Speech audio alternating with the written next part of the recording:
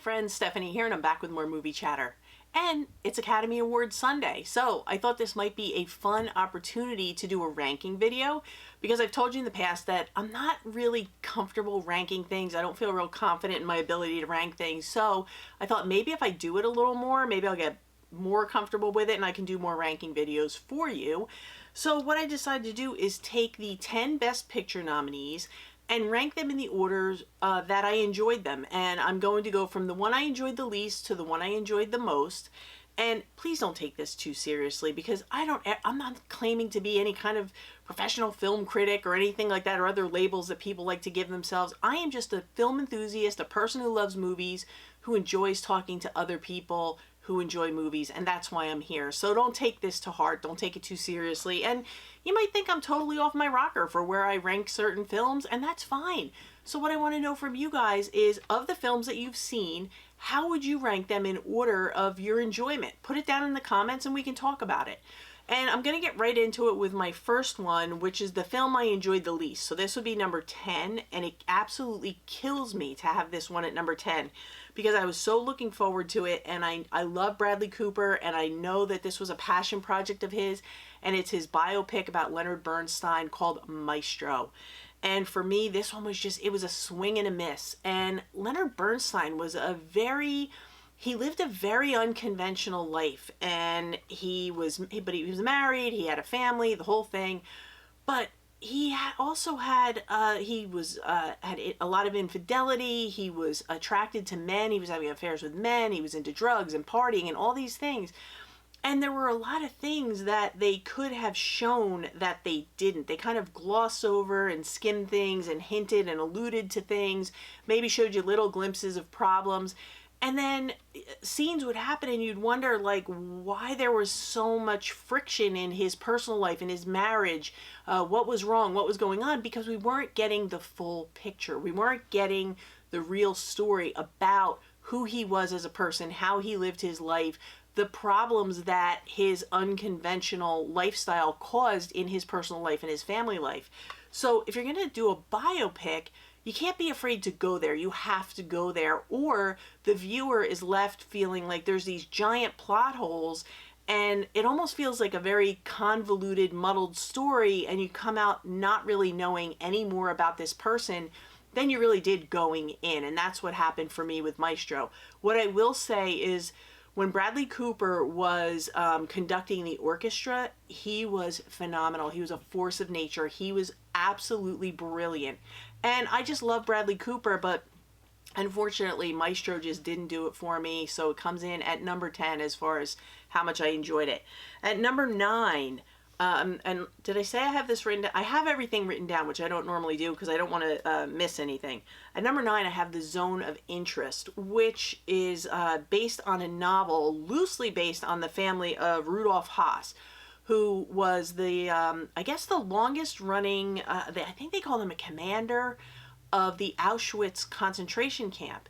And his family had a home that was directly next to this concentration camp, and all these atrocities are going on right over the other side of the fence. And him and his family, his wife is worried about, making the flowers look nice, working on the gardens, having people over, entertaining, keeping the house nice, acting like nothing is going on. That is so horrific. On the other side of the wall, you hear gunshots, you see smoke going up in the air. We all know what's going on. It really wasn't graphic, and that's fine. I didn't need any of that. But I wanted to know more about what would cause somebody to want to have their home and raise their children next to this, one of the worst concentration camps. Not that there's a good one, but next to Auschwitz, and just act like nothing weird is going on the other side of the fence. It was so bizarre, and they really focused more on their concerns about making the house nice and loving the house and being in the house than the dynamics of how they were living and the reality of how they were living and how horrific a situation it was. And to them, it was just like, yeah, this is our house, we love it, and we're not ever leaving. And the wife was like, she had her heels dug in. At one point, they wanted to relocate him to run another camp or do other things. And she's like, I'm not leaving, this is my home. And I'm thinking to myself, this is so weird and so off-putting. And I just really didn't connect with it. I didn't connect with the whole story. And I've seen a lot of movies about the Holocaust and the horrors of the Holocaust. And to think that someone would want to actually build a home next to Auschwitz, it just kind of made my stomach turn, and I have a hard time saying I enjoyed a film like that. And there really wasn't a lot of substance to it other than their love of this house. So that's why I have it at number 9. And if I'm being perfectly honest, I would have much rather seen movies like The Iron Claw or Godzilla Minus One on this list instead of Maestro and The Zone of Interest, without a doubt. Not at number 9 and number 10, but those would have been movies that I would have been more excited about seeing on this list. Now, at number 8, this might shock some of you, but at number 8, I have Barbie. And I love Greta Gerwig. I thought this was a fun summer movie. It was light, it was easy, it was funny, it was quirky. The set designs are beautiful. It was a blast. And I know it's divisive. I know people like to fight over it. I don't get into the politics of any of this stuff. I've said it before, I'll say it again. I just thought it was a lot of fun. But I don't think it's a best picture contender. I think this is a movie that made boatloads of money for the studio, and that's why it's on this list. And that's all there is to it. That's the long and short of it, in my opinion. It doesn't mean I'm right. That's what I think, because I don't really think, when I look at this movie and when I watch this movie, I did not walk out of the Barbie movie saying, oh, that's going to win Best Picture or even be up for Best Picture. I was actually shocked to see this on the list. And as much as I love Greta Gerwig and as much of a fangirl as I am, I still don't think this is one that should be on a Best Picture list. So that's why Barbie comes in at number 8. And at number 7, I have Killers of the Flower Moon. And I did talk about this steelbook before in the last video, which I will link up here if you want to see more about the haul and the steelbook situation here and the actual disc situation. I thought this was a really good movie. I thought it was an important movie. It's an important story that needed to be told, because what happened to the Osage people was an absolute atrocity. It was horrific what happened to them. And Robert De Niro did a great job of playing just such a horrible, evil person. He was the devil in this movie. And he comes across as, oh, yeah, I care about you, I'm nice. He's awful. And Leonardo DiCaprio, we all know he's not my favorite, but it was kind of good to see him kind of in a out to lunch dopey kind of a role, but he was not a good person either. And I have a hard time saying that I really enjoyed a movie like this, which is probably why it's at number 7, but I think it's an important movie, and I'm glad that they told it, because I think we have to tell stories like this because people should know what happened. And I think Martin Scorsese did a great job. I think the movie was done well. I think everything looked great. The cinematography was great. The storytelling was great. I do think it was a little bit long, but still, I think this is a very important story, and I'm glad that they put it together and that Martin Scorsese did make this into the movie that he made it into. I just don't know that this is one that I will revisit often. I did want it in my collection. I'm happy it's in my collection. I just think it'll be a while before I watch it again because the subject matter is pretty tough. So Killers of the Flower Moon comes in at number 7. And at number 6, I have American Fiction, which I very much enjoyed. I love Jeffrey Wright, and I thought Jeffrey Wright was phenomenal in this. Jeffrey Wright plays an author, and he is constantly being told he's having trouble getting his work published because he's being told that his writing is not black enough. And he's like, what do you mean? He's like, black enough. And he doesn't want to fall into these tropes that he feels like he's kind of being boxed into. And he kind of comes up with this plan to maybe develop an alter ego that he could write under, like a pen name, and give them what they want and see what their reaction is. Give it to his publisher and say, hey, look, his manager or whatever, and say, hey, can you see if anyone will publish this? And that's the gist of the story, and we follow that story. The thing with this movie is that there are actually 2 stories going on at the same time, and they really do kind of give them equal attention. The other side of the story is a family drama that's taking place with like his sister, his brother, his mother, things like that. And they go back in his personal life, his dating life. He has a very hard time connecting with people. but they go back and forth between the writing and the family drama, and I felt like they really it would have been better off had they just focused on the writing, because that to me was very, very interesting. The family drama, you could have sprinkled it in here and there and that would have been fine. Focus more on the writing, because I thought that was really brilliant, and he was fantastic. I think this has great crowd appeal. I think it's very relevant. I thought there was some great dark humor in it. I thought it was really, really well done. And I think if they had just taken a little bit of time, like take half the time away that they put into the family drama, put that back into the writing, and you really do have a home run of a movie. But I do think it's great, and I highly recommend everyone checking out American Fiction, whether you rent it or not. But I know I'm definitely going to add it to my collection. Hopefully it's going to get a physical release, and I will add it to my collection, but right now you can stream it, rent it, whatever, and I highly recommend it. At number 5, I have an A24 movie that I've talked about before, and it is Past Lives. And this is a Korean film, and what we have are two friends, and when they are, I believe they're about 12 years old, they're living in Korea, and the gal's family decides to relocate to America. And when they do so, she leaves her friend behind and she goes along, lives her life in America. Fast forward about 10 years and we now have computers, social media, whatnot. And he manages to find her and they reconnect and kind of go over their friendship and their life and what they've been up to. And it really is a story about how people come and go from our lives, the connections that we have, how we feel about them, how we may feel a certain way and the other person may feel a different way. And, it kind of ebbs and flows. Relationships kind of ebb and flow. And the thing about this movie, and the reason that I have it at number 5 and not higher, isn't because it's a bad movie at all. All these movies, I think, are very good in their own merit. But I think this is a wonderful, wonderful, beautiful movie. Gorgeous storytelling, and it is so full of heart and emotion.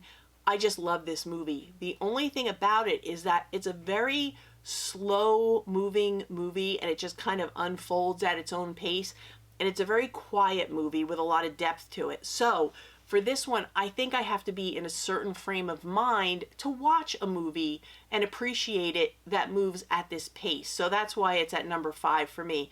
And also, as far as recommending it to people, it's not going to be for everyone, because if people don't have the patience for a movie that unfolds at its own pace as this one does, they're probably going to get bored with this. So I understand that it's not for everyone, but if you like this kind of movie, this is an absolutely beautiful, beautiful movie about human connection, friendships, relationships. And there is a special feature on here. I don't think they have it listed. Oh, yes, they do. It is Bound by Fate, and it's exploring Past Lives featurette. Very, very interesting, and they talk a lot to the filmmaker, and she's very insightful, and it's almost like a little bit of autobiographical information that she sprinkles in here. So really great special features on this one. If you're into this kind of movie, definitely, definitely check out Past Lives, because it's a good one.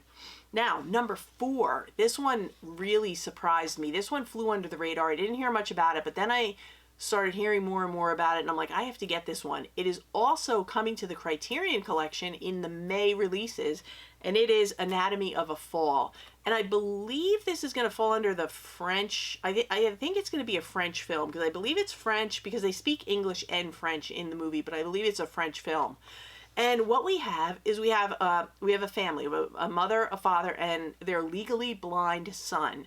And one day the son comes home to find his father's working on the house. He's working in the on the 3rd floor in the top room, and the son comes home to find his father dead on the ground in the snow in front of the house. And it appears that he has fallen from this room he was working in, but the question is, how did he fall? What caused him to fall? Why? What happened?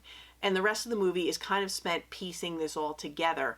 And it does become a courtroom drama, but it's not a traditional courtroom drama. It's very, very different, because what they do is they use the narrative in the courtroom drama to explain the dynamics of the family unit, the relationship between the mother and father, the relationship between the parents, each parent and the son.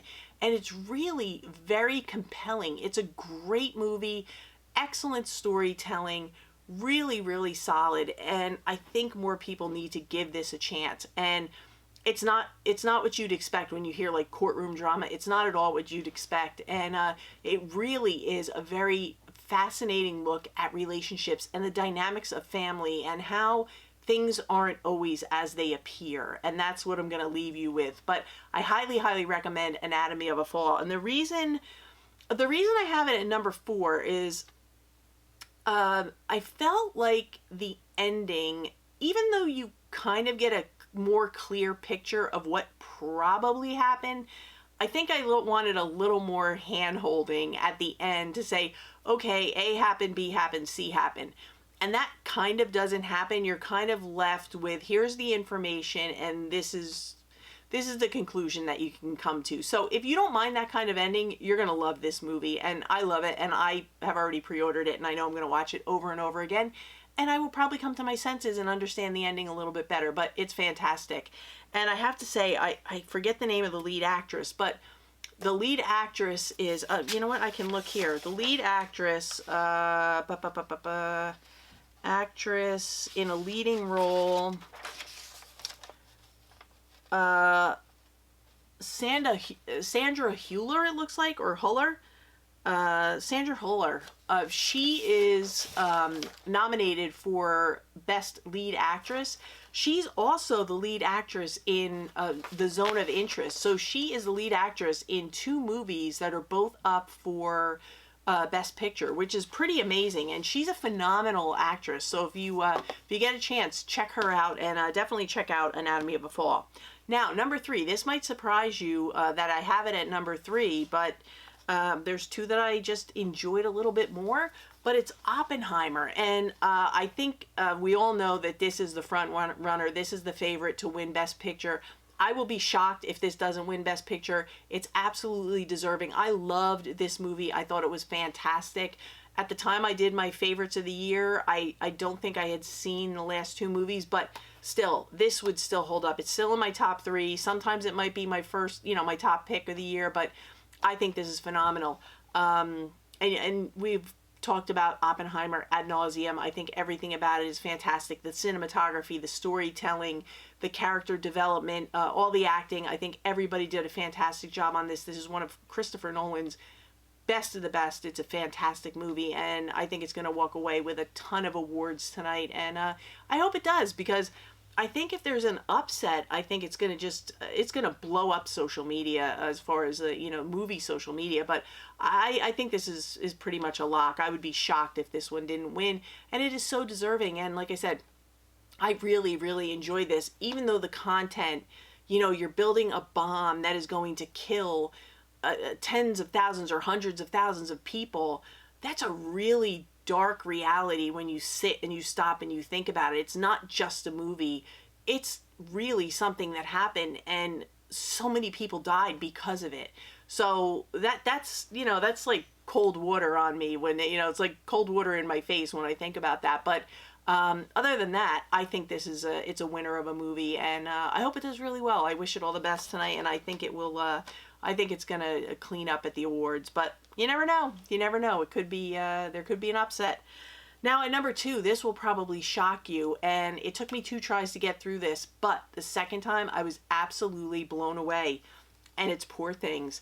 I think this is amazing, and all we ever keep saying, I know a lot of us keep saying there's no creativity in movies.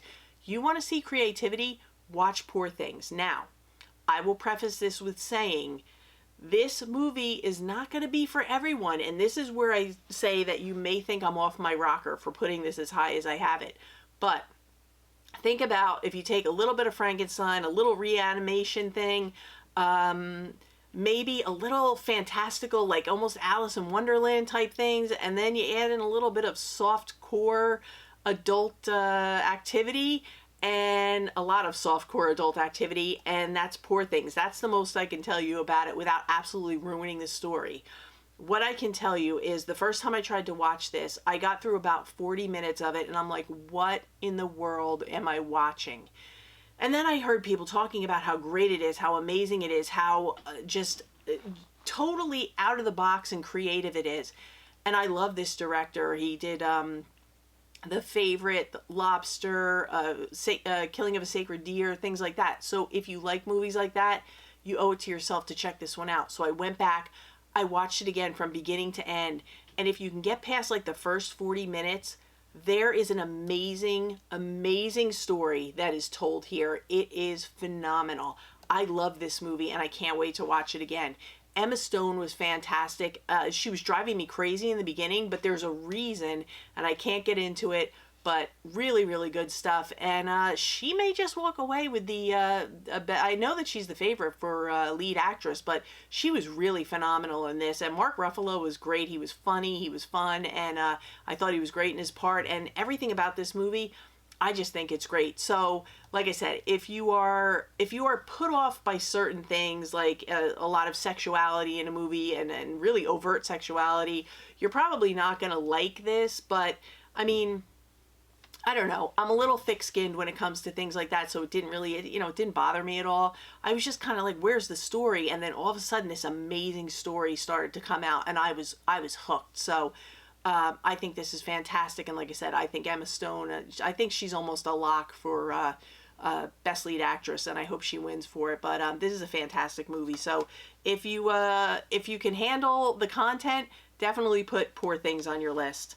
And now this should come as no surprise. I know this is a crowd favorite. This is a movie, somebody said this is a movie that we needed and we didn't know that we needed it.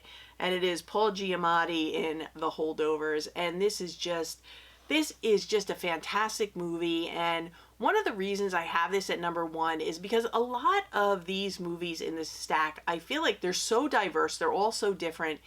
And I feel like a lot of them, I have to be in a certain frame of mind to watch them. This one, it doesn't matter if I'm in a good mood, a bad mood, tired, wide awake.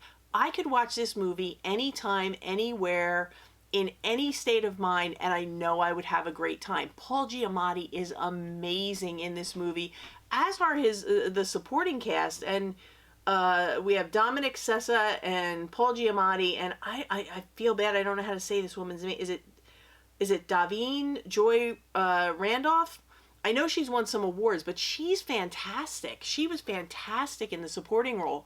But this is such a great movie, and if you haven't seen The Holdovers, you owe it to yourself to see it. It's a 70s time capsule about a guy. He's a miserable curmudgeon. He's left behind on the holiday break to take care of anyone. It's a boys' boarding school. He's left to take care of any of the boys who don't have anywhere to go for winter break, and he ends up with one fella who has nowhere to go for winter break. So the gal is the chef in the kitchen.